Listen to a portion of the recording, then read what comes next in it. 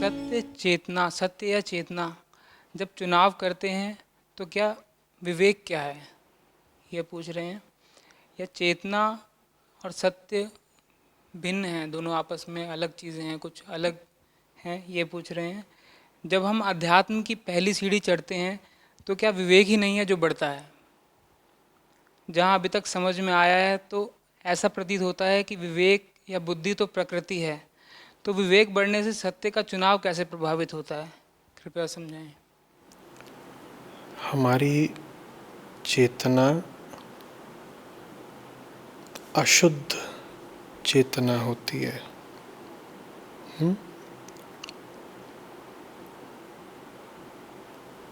उसका लक्ष्य होता है सत्य।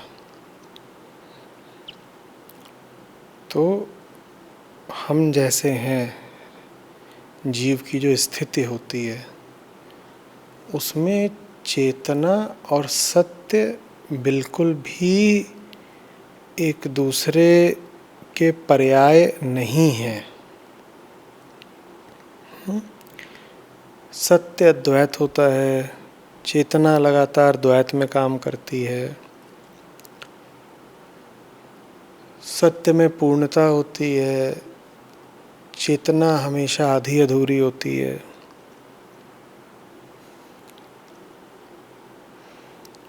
सत्य निष्काम है, चेतना में हमेशा इच्छा है, कामना है।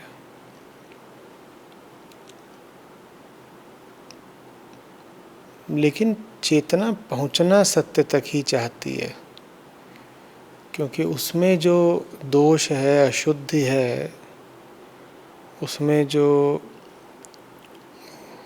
विकार मिला हुआ है, उसके कारण वो कष्ट में रहती है।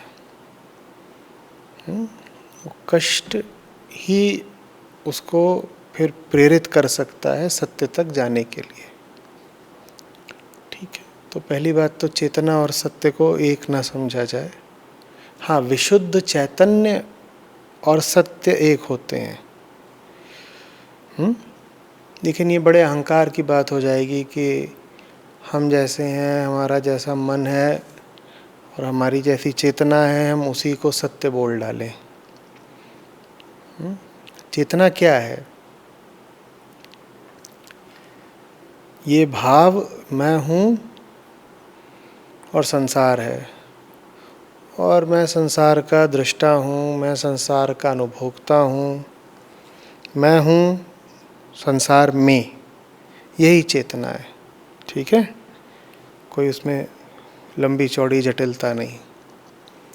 संसार है, मैं हूँ। ये मेज़ है, मैं बैठा हुआ हूँ। ये मेरा शरीर है, शरीर पर मैंने कपड़े पहन रखे।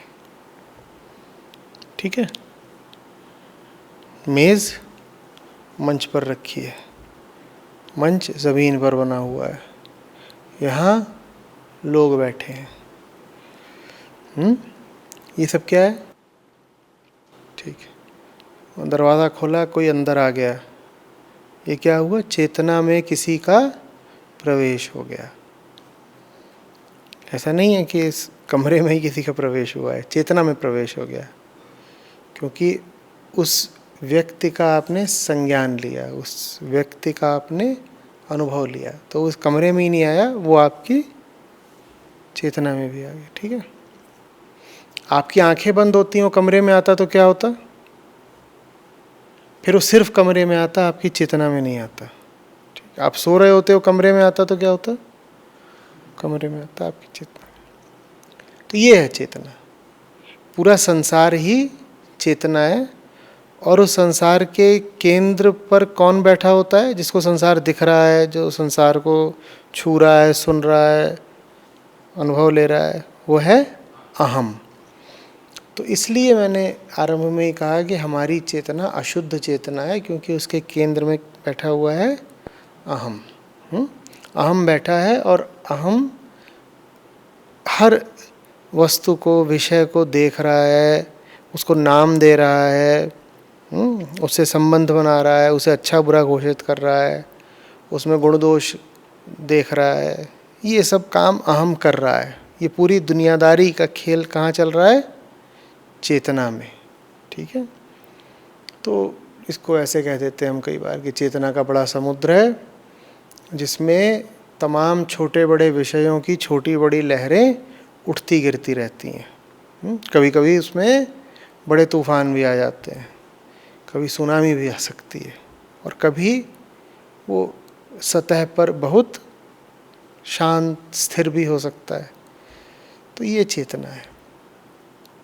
इस चेतना में लगातार गति होती रहती है, कंपन होते रहते हैं। सत्य में तो कोई गति कोई कंपन होता नहीं, हो तो अचल है, स्थिर। उसको तो हिलने के लिए कोई जगह ही नहीं, तो क्या हाँ हिलेगा।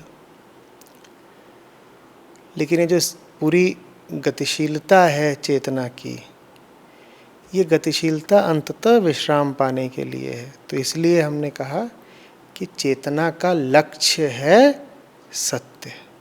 गतिशीलता माने चेतना, विश्राम माने सत्य। ठीक है। अब प्रश्न उठता है विवेक क्या है? विवेक चेतना को उपलब्ध एक वैकल्पिक शक्ति है।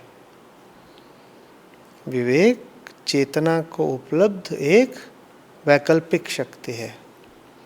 आप उसका प्रयोग चाहे तो करें, चाहे तो न करें। आप उसका प्रयोग करें तो विवेकी कहलाते हैं। विवेक को अगर आप चुनें, विवेक का प्रयोग करें, तो आप कहलाएंगे विवेकपूर्ण या विवेकी। और नहीं चुने विवेक को, ऐसा अधिकार भी आपके पास है, तब आप अविवेकी हो जाएंगे। विकल्प है। विकल्प किसके पास है? उसी के पास होगा जो चेतना के केंद्र पर बैठा है। क्या नाम है उसका? अहम। तो अहम को पहुंचना तो सत्य तक ही है, लेकिन सत्य तक पहुंचने के लिए सीधा रास्ता वो चुन भी सकता है, नहीं भी चुन सकता है। सीधा रास्ता सत्य तक पहुंचने का चुन लिया तो क्या कहलाएगा? विवेकी। नहीं चुना तो अविवेकी। सीधा रास्ता न चुनने के पीछे क्या तर्क होता है हम के पास? क्योंकि भाई पहुंचना तो सत्य तक ही है। सीधा रास्ता नहीं चुन रहा तो कुछ तो उसने अपने आप को तर्क, कुछ बहाना बताया होगा ना। क्या तर्क बताता है? वो कहता है सीधा रास्ता कुछ ठीक नहीं है, सीधे रास्ते पर अड़चन ज़्यादा होगी।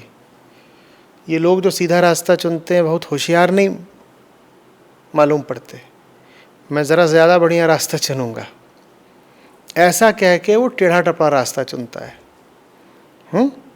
इधर से कुछ करेगा, उधर से कुछ करेगा, वो ज़्यादा होशियारी बताता है। ये सहज बुद्धि के ऊपर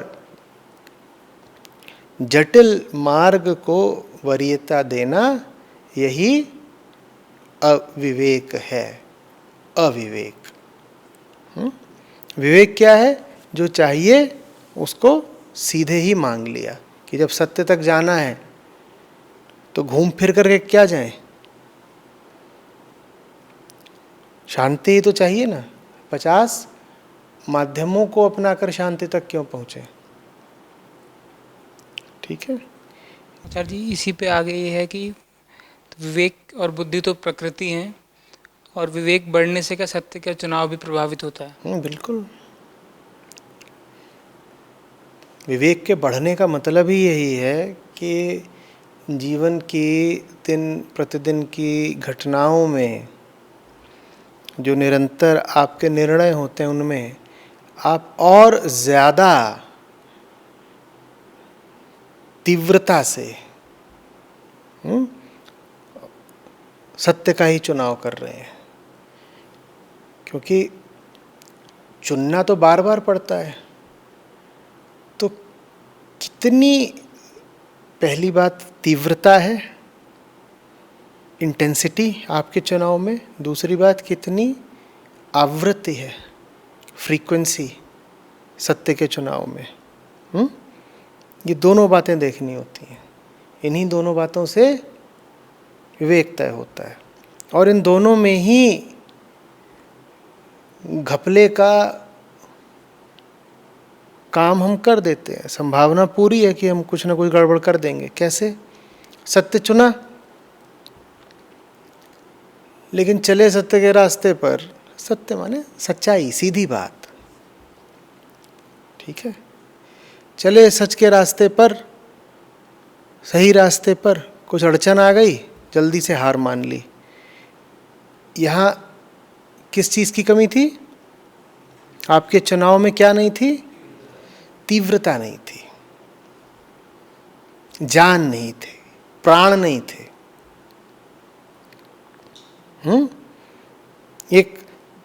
एक आवेग नहीं था।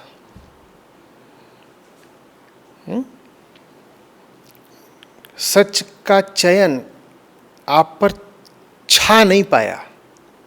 सच को आपने चुना तो पर ऐसे ही कि जैसे कोई को तौलिए को चुन ले, कि अभी हाथ में चुन लिया है, पकड़ लिया है और अभी छोड़ भी दिया, लो।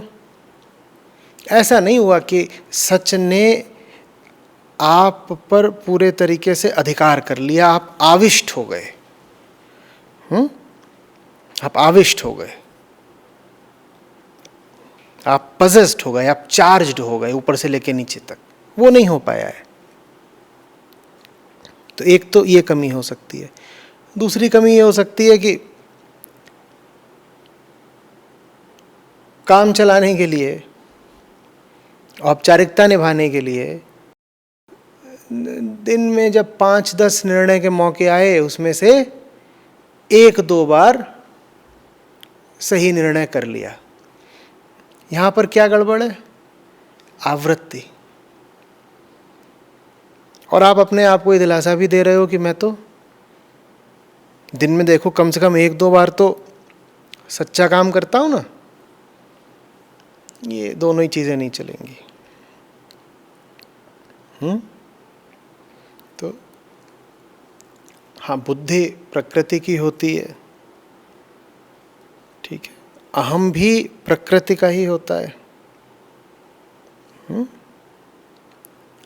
और अहम के पास जो ताकत है, अधिकार है कि वो अपने लिए कष्ट चुन सकता है या मुक्ति, आनंद, सहजता, ये भी समझ लो कि प्रकृति के पास ही होता है। सत्य के पास कोई अधिकार नहीं होते।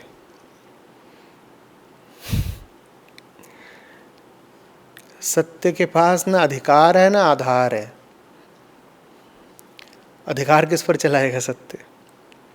हालांकि हम प्रचलित मुहावरे में ऐसा बहुधा कह देते हैं कि सच का अधिकार तो सब पर चलता है, पूरी दुनिया पर चलता है, लेकिन वो बस ऐसे ही कहने सुनने की काम चलाऊ बात है।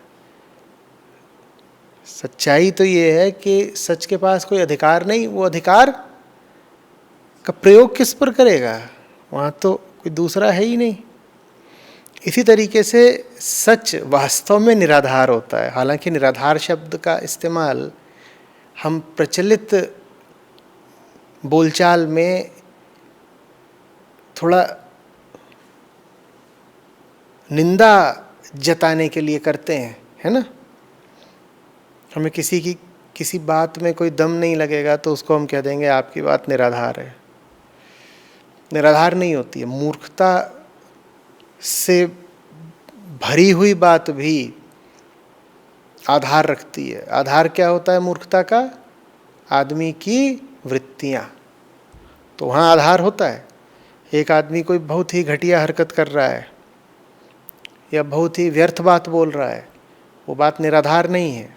उसका आधार है। क्या आधार है? उसे भाई अपना अहंकार बचाना है या कोई अपना स्वार्थ पूरा करना है, तभी तो वो ऐसी हरकत कर रहा है। तो आधार है वहाँ मौजूद। निराधार तो वास्तव में सिर्फ सच्चाई होती है। सच्चाई का ना आगा ना पीछा।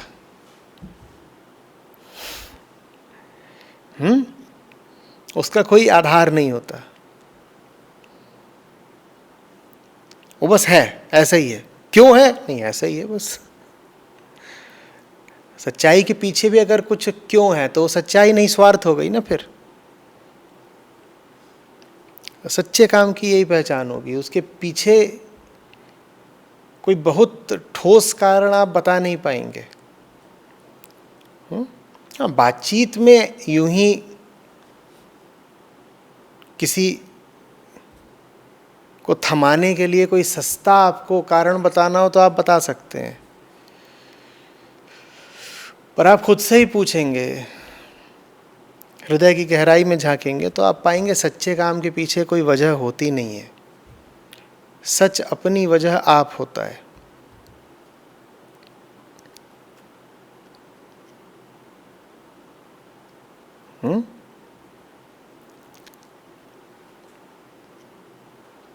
तो अहम मुक्ति के लिए लालायित रहता है।